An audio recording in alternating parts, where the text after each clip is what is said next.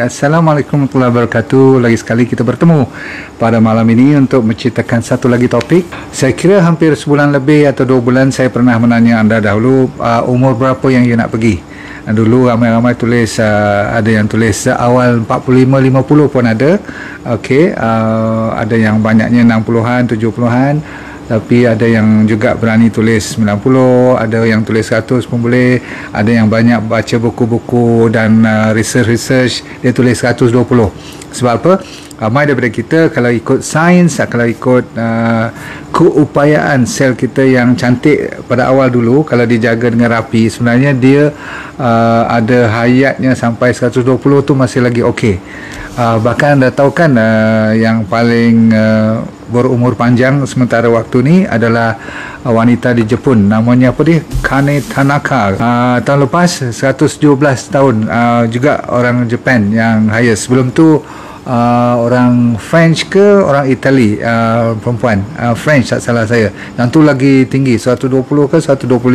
Ada perkara yang kita nak selesaikan, terutama sekali orang Islam, nanti sensitif pula. Saya nak habiskan cerita. Ajal di tangan Tuhan, tak boleh satu saat depan ataupun nak undur. Betul? Kita semua setuju. Jadi berarti kalau dah sampai sempadan hidup kita, Tuhan kata dah sampai pada sekian hari, sekian minit, malam, siang, di mana pun kita tak tahu kan, betul tak? Sebab ada benda yang gaib dan rahsia dari segi rezeki, jodoh, apa yang ada dalam kandungan ibu. Walaupun kita sekarang boleh buat, orang kata dah boleh ultrasound, dah boleh tengok, tapi banyak lagi yang kita tak tahu tentang bayi tu, betul tak? Sama dia normal, tak normal dan sebagainya. Jadi semua ni rahsia Allah. Sangkakan cuaca pun, suatu setiap pagi bila kita tengok matahari naik tu, kita sangkakan dia nak cerah, kadang-kadang dia jadi mendung, kadang-kadang kita ingat nampak macam nak hujan, kejap lagi dia tak jadi hujan kan. Pernah selalu berlaku. Jadi ini seronok kalau kita boleh percaya dengan yakin, dan selalunya Tuhan dah bagi kita fikir dan nampak pun bukti-bukti kiamat bila. Jangan pandai-pandai kita nak pakai teka-teka je. Ramai sangat orang suka buka mulut pasal-pasal ni, kita jangan masuk campur. okey. Bila satu lagi yang kita nak buat apa besok pun kita tak tahu. okey, of course bila kita nak meninggal kita pun tak tahu. Kalau kita tahu, I rasa malam ni you tak dengar lecture I. Betul tak? Maksudnya kita dah tak fikir lain lagi dah. Jadi sebab itulah Tuhan memberi satu inspirasi ataupun satu motivasi bagi kita selagi mana kita tak tahu, dan kita dah sebenarnya yakin kita akan mati, kita akan bawa diri kita pergi ke, insya-Allah, ke syurga nanti. Maka sebab itulah kita bersemangat. Contohnya untuk belajar lagi ilmu dan umur. Bila saya kata panjang umur ni, saya lebih minat kepada konsep bukan soal usia kita. Usia dah tetap. Umur bagi saya adalah in fact dalam bahasa Arab pun dah dikenal pasti, umur ni adalah apa yang you masukkan dalam usia yang tinggal ni. Maksudnya katakan anda yang masih muda, katakan baru 30-an kan, you tulis hari itu nak pergi umur 70, you ada lagi 40 tahun. Jadi nak kira kalau dari segi umur you panjang lagi, tetapi sebenarnya usia tu yang panjang, tapi umur tu apa yang you masukkan ke dalam usia yang Tuhan bagi pada kita. Katakan setengah orang cuma tinggal lagi 5 tahun atau 10 tahun, katakanlah dia dikenal pasti, contoh and confirm, approve tarikh yang kita minta tu. Tapi akhir 5-10 tahun ni, kalau kita umur tu diguna pakai dengan terbaik dan dalam keadaan sehat, jadi sebenarnya bila kita minta doa nak panjang umur tu, sebenarnya panjang apa? Panjang kesihatan. Kita tak boleh tambahkan, saya kata, umur tu, tetapi kita boleh panjangkan kesihatan. Jadi malam ni, bila kesihatan tu dipergunakan untuk memberi satu sukses dalam hidup, untuk mencapai impian yang terbaik demi Allah, dan juga untuk memanfaatkan orang lain, lagi dahsyat, dan diberkat pula. Maksudnya ada berkah yang kita buat semua dalam usia yang tinggal. Kita panjangkan umur kita dengan memanjangkan lagi apa saja yang boleh manfaatkan orang. Ingat, bila kita dah tak ada besok, kalau kita beri manfaat sekurang-kurangnya kepada anak kita, kalau dia bertukar jadi orang yang beramal soleh, bersedekah, amal jariah semua kan, jadi dipanjangkan lagi nanti. Saya ingin cerita pada anda macam mana nak mempertahankan panjang umur ni, maksudnya panjang kesihatan ni. Boleh? Itu kalau anda faham, senang. 1840 tahun 1840, masa tu ada orang buat kajian umur secara rata-ratanya di dunia ni, usia manusia average cuma 45 tahun. Faham? Zaman dulu selalunya kenapa orang meninggal cepat sebab mungkin soal infection, tak sempat nak bagi antibiotik yang bagus masa zaman-zaman dulu, banyak ni lah wabak-wabak yang tak boleh kontrol. Jadi 45 tahun tu masih normal masa tu. Tapi bila sampai tahun 1940, lagi satu, orang kata apa, 100 tahun kemudian, peningkatan naik ke sampai 70 tahun average puratanya kita meninggal dunia. Tapi sejak tahun lepas, kalau you tengok kat Malaysia sendiri, saya pernah bagi tahu dulu, kalau tak salah, kalau kita masih ingat, lebih kurang berapa, 66, 65, 67, kita main ikut situ je. Orang perempuan lambat sikit. Saya ulang, orang perempuan tu lambat sikit sebab apa? Memang fitrah. Saya baca lagi sekali, rupanya orang perempuan memang ada genetic factor yang dia lambat sikit pergi daripada lelaki. Memang dah ada, dan termasuklah dia ada hormon nama estrogen. Orang perempuan kan lebih estrogen. Estrogen ni juga kalau dari segi sains lah, dia memperlambatkan proses nak pergi dululah kan. Maksudnya dia proses penuaan dia semua dia kontrol. Okey, estrogen tu. Baik, tuan-tuan puan sekalian, bila kita dah berumur, dan macam mana, ini bukan soal awet muda hari ni ya, ini soalnya nak mempertahankan kesihatan sampai ke kubur. Kalau Tuhan benarkan dengan izin Allah, insya-Allah. Satu daripadanya ialah faktor sel kita pun jadi tua. Bukan umur kita jadi tua, sel kita pun ada sel-sel yang orang panggil sel tua. Kalau dulu sel muda, sel budak-budak, lepas tu kita dah kahwin semua jadi sel dewasa, lepas tu dah jadi atuk semua, jadi sel tua. Sel tua ni, takat tua saja you masih lagi boleh mempertahankan kesihatan dan you punya kesegaran you. Tetapi apabila dia tua dan tak dijaga rapi dan dibiarkan, dia macam orang tua-tua yang tak ada orang jaga. Faham tak? Dia macam tak ada haluan, orang putih panggil zombie cell, ataupun dalam bahasa sains penuaan, ada orang buat kajian, dia dah bagi nama senescence. Senescence ni dia belum nyanyuk lagi, tapi dia cuma tua je. So sel pun boleh jadi macam tu. Sel ni juga dalam body kita, dia boleh mempengaruhi sel sekeliling dia. Di lama kelamaan macam you berkawan lah. Kalau tengok orang tua, orang sedih, orang macam tak ada harapan, yang lain-lain pun macam give up, dia nak senyum, nak ketawa pun tak boleh. Lama-lama semua jadi down lah. Dia tak semestinya dia mati, tetapi dia jadi macam tunggu waktu saja. Ini yang bahayanya bila sel-sel ni dibiarkan macam tu. Sebenarnya yang asli dah didapatkan dengan kajian mengatakan sel ni sebenarnya dia dah hilang informasi. Berarti dia tidak masuk lagi dah programming dalam otak dia. Sel tu punya pemikiran dia cuma just lying low. Maksudnya tunggu je, relax je kan. Jadi bila informasi ni tak boleh masuk signalnya, maka mereka ni orang Melayu kata tunggu waktu je lah. Okey, jadi kita tak mau macam tu. Sebab genetik informasi ni selagi mana boleh transfer daripada kecil lagi dulu, daripada ibu kita dapat dengan bapa kita punya genetic factor tu kan, terutama sekali daripada ibu kita lah, daripada rahim tu sampai ke dewasa ni, sel kita tu masih dipertahankan. Cuma kebelakangan ni, bila umur dah ada last 20-15 years tu, itu yang kena jaga. Sebab apa? Dia ada mutasi nanti kalau tak dijaga betul. Daripada cuma sel tua, takut jadi sel yang mutated, yang telah bermutasi. Itu yang masalah-masalah ketumbuhan, kanser dan sebagainya. Faham tu? Namun itu cuma 20% faktor mempengaruhi proses penuaan ataupun kita tak boleh nampak macam segar the last 10-20 years of our life.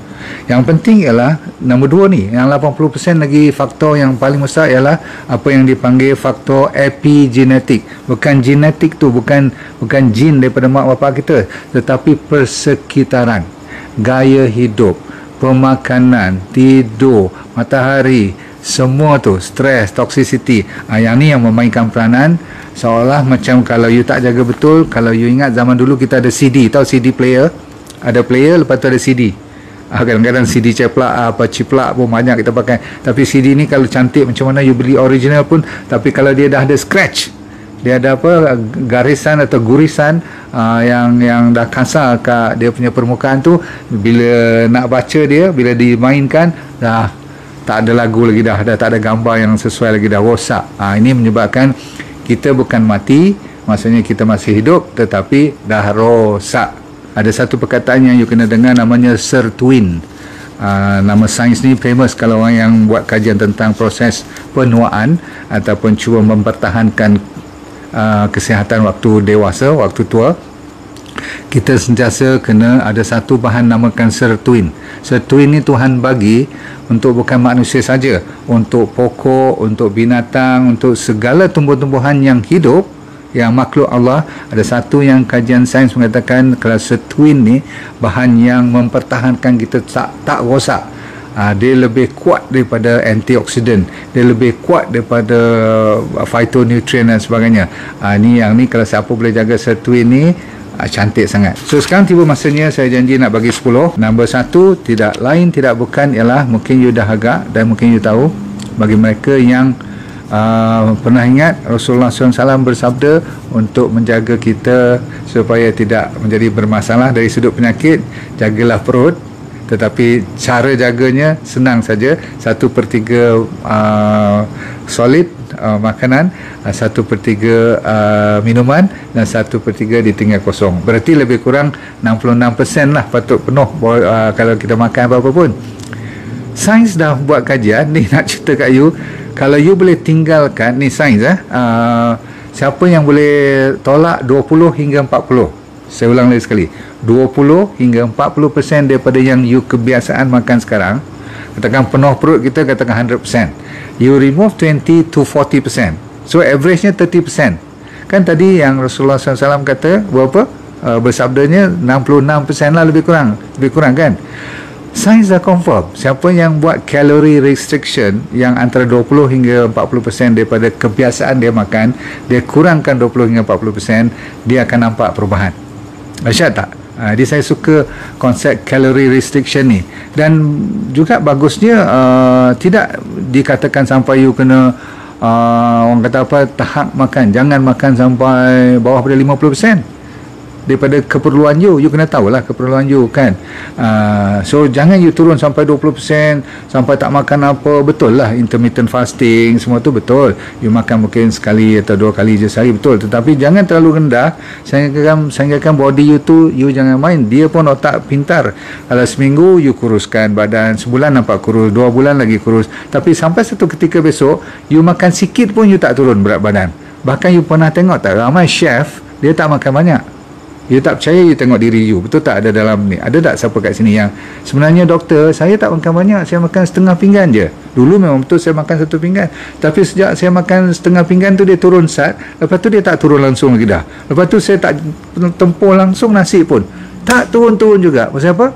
Body kita ni dia adapt, dia melazimkan diri sehingga kan you turun, dia pun turun, dia punya metabolisme dia kan ada engine dia. You perlahan, dia lagi pelan. Sebab tu kalau you puasa macam mana pun, kalau tak turun juga, you kena tingkatkan you punya pembakaran, maksudnya you punya burning dia, sama ada melalui bergerak ataupun buat exercise, supaya dia kena tingkatkan sikit you punya metabolisme, supaya you boleh makan banyak sedikit daripada kebiasaan yang you turun sangat sampai takut nak makan semua tu, supaya you tak adalah nampak sakit pula. You jangan main kalau you puasa sampai tak tentu hala, sampai tak makan apa langsung pun, body kita perlukan vitamin, mineral, tenaga dan sebagainya, betul? Baik, so nombor 1 calorie restriction. Okay, jadi betul lah kita ikut, jangan perut tu sampai penuh, sampai lahap, sampai sedawa, faham? Okay, nombor 1. Nombor 2 ialah you kena ikut konsep quantity dan quality. Quantity, jumlah saya dah cerita tadi, dikurangkan 20 hingga 40% secara amnya, keseluruhan seharian. Tapi quality tu maksudnya apa yang you makan. You dah belajar tentang D&D diet, kebetulan yang malam ni punya cerita pun dia recommend konsep D&D diet juga. Dia kata perkataan whole plant, whole food plant based, dan dia menggunakan perkataan vegan, tapi dia juga bagus. Kalau dalam kajian malam ni saya nampak mereka tidak taksub, berarti dibenarkan makan sedikit protein daripada, kalau nak daripada ikan pun boleh. Sebab apa? Banyak kajian dibuat di Japan, kenapa mereka tu panjang umur. Itu betul-betul 80-90 kira basic. Kalau you mati bawah pada 70 berarti you tak pandai jaga diri, kalau di Japan lah, kalau ikut sains. Soal percaya tak percaya mati tu di tangan Tuhan, itu soal dia orang. Kita kalau tahu orang Japan tu 80 is considered normal. 92% daripada rakyat Japan adalah 90 ke atas. Berarti ada hampir 2 juta rakyat kat sana 90 ke atas. 100 tu masih lagi boleh naik basikal. Pasal apa? Mereka tahu tentang pemakanan tu sederhana.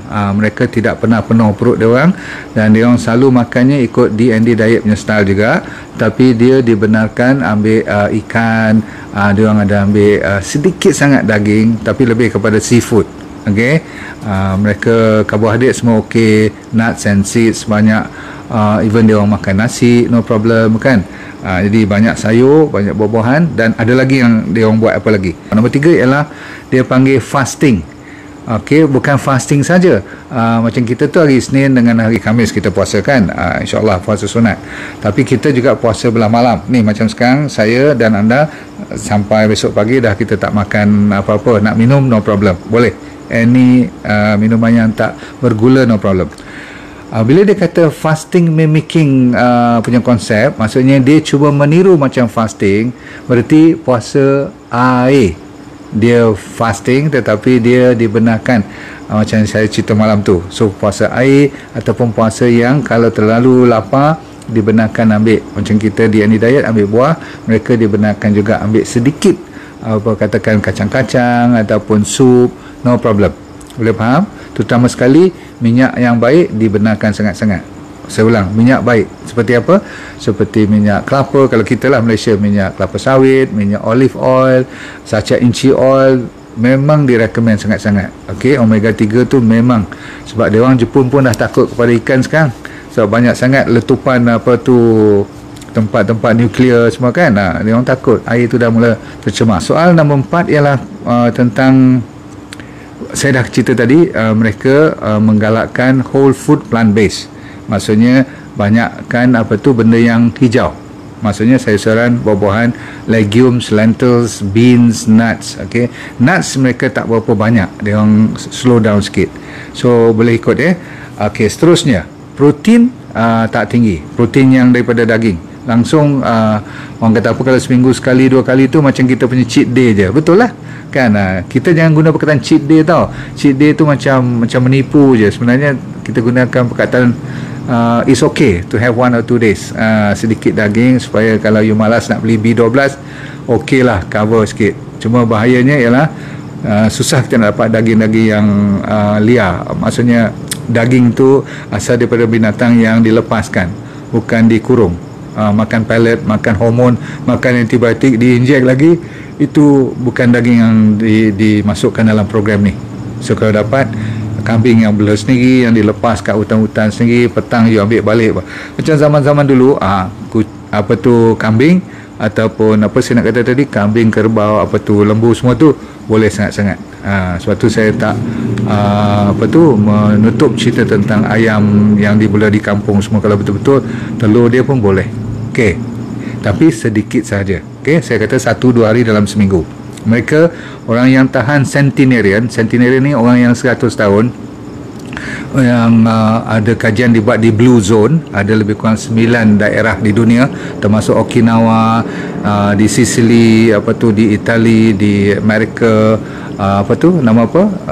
kat California tu, banyak lagi lah tempat-tempat yang dah dibuat kajian, semua mendapati dietnya hampir sama. Sederhana, makanannya tidak terlalu taksub kepada sebahagian saja, dan senang. Kalau kita kata banyaknya makan, sampaikan herba pun dia orang galakkan, spices, banyak gunakan seperti clove, cinnamon, oregano.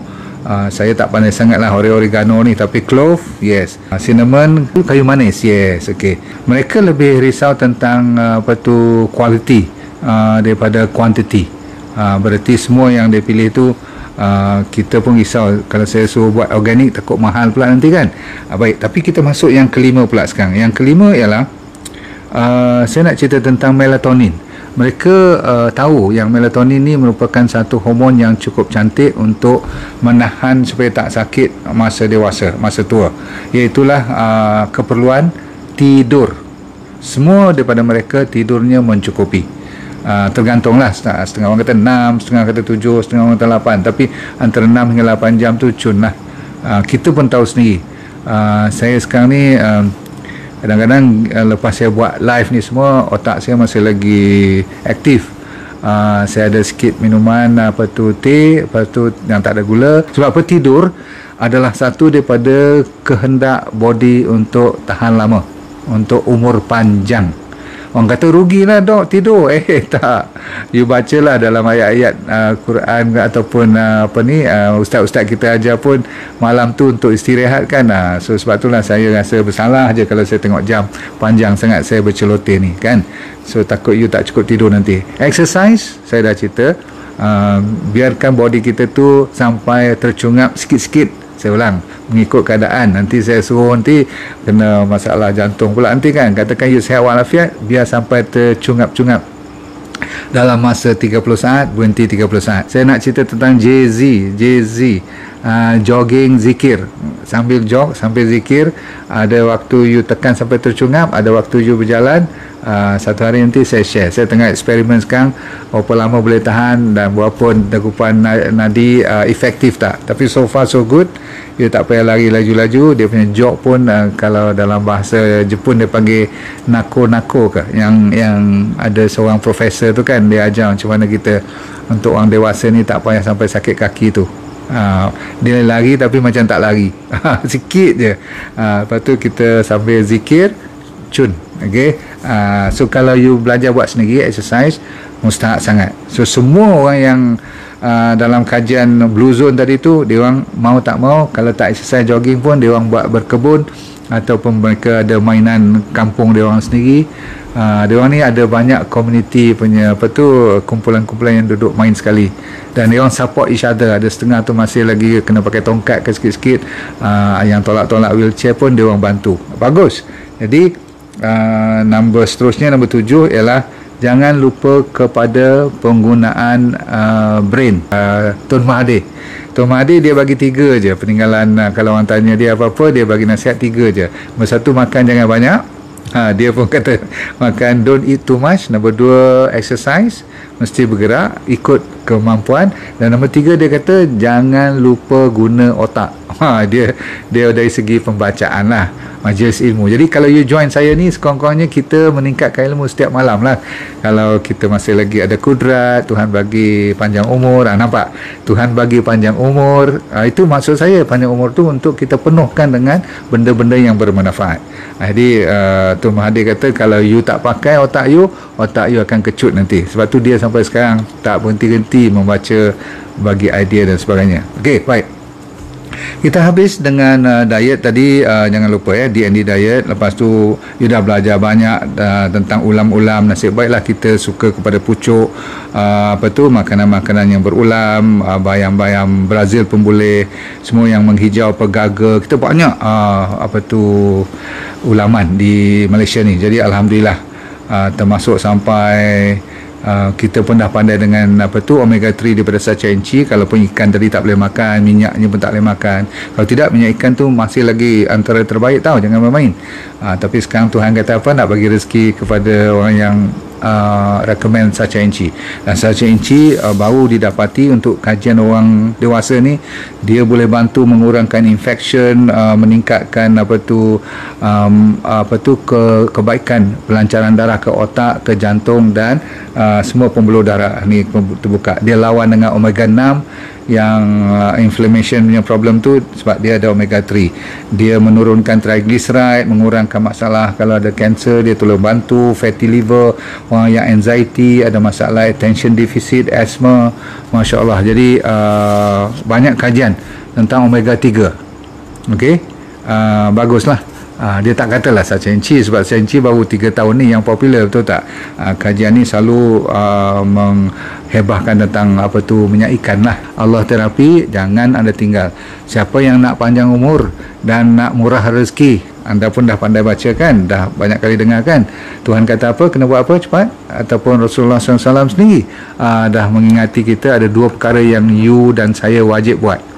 Automatik dapat banyak berkat, iaitulah dengan apa, kalau nak panjang umur dengan murah rezeki ni, yes, dua perkara. Nombor satu ialah silaturahim. Kalau kita masih lagi tidak berbaik-baik, terutama sekali dengan keluarga sendiri, jangan harap panjang umur.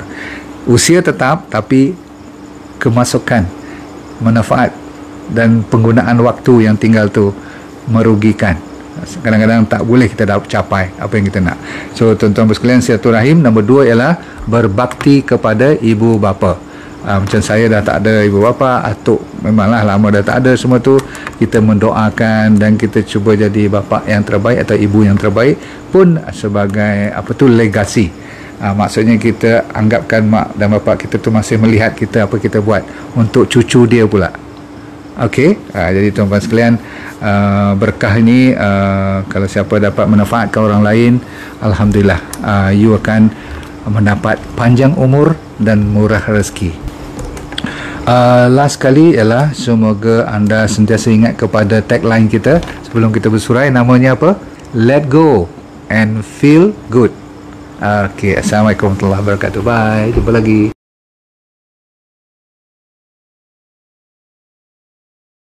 Assalamualaikum warahmatullahi wabarakatuh. Nama saya Dr. Nurdin Darus. Dulu pernah bekerja di Majlis Sukan Negara, Jabatan Psikiatri di University Hospital, dan lepas tu saya buat corporate program. Tapi Tuhan bagi rezeki kat saya untuk kena kanser pada 2001. Bukanlah seronok, tetapi pengalaman. Kali kedua saya kena relapse pada 2012. Di pengalaman tu saya nak share dengan anda, kalau anda bermasalah berpenyakit ataupun sama ada dari segi fizikal ke mental, tak jadi hal, asalkan you nak merubah hidup you. Dan bagi mereka yang belum sakit pun paling mustahak untuk mempertahankan, menghindar daripada kena sakit. Tapi insyaAllah dalam program yang dinamakan DND Well for Life 90 Day Challenge, maksudnya 90 hari pencabaran ni untuk meningkatkan kesejahteraan dan kesihatan hidup anda. Mau tak?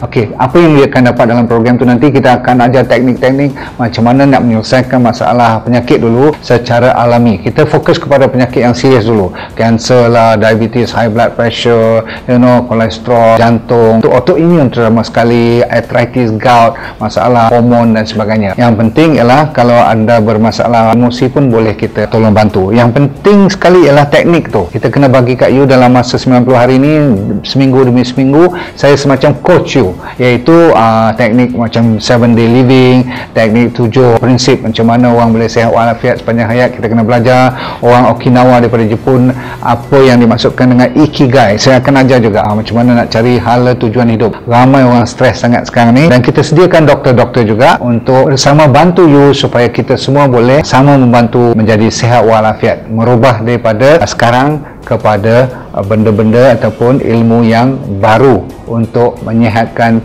body secara mental dan fizikal. Okey.